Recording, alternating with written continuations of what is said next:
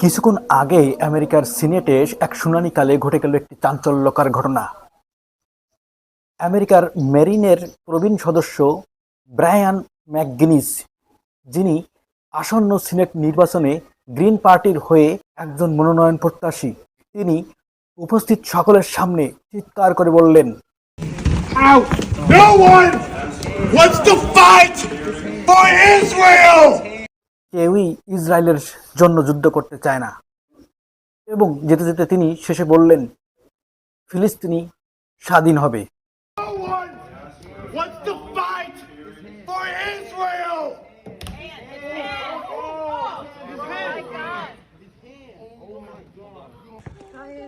Why are you here?